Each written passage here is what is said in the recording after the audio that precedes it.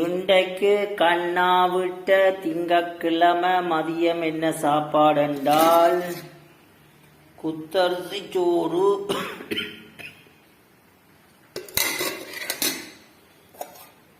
Carrot சம்பல், கத்திரிக்காய் வெள்ளக்கறி,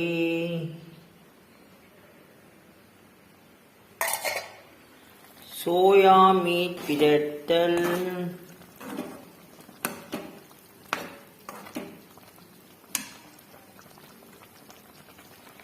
அவிச்ச முட்டை.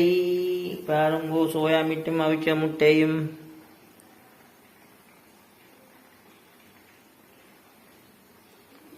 சோயா மீட் அவிச்ச பாருங்க, இப்ப முட்டை அவியுது.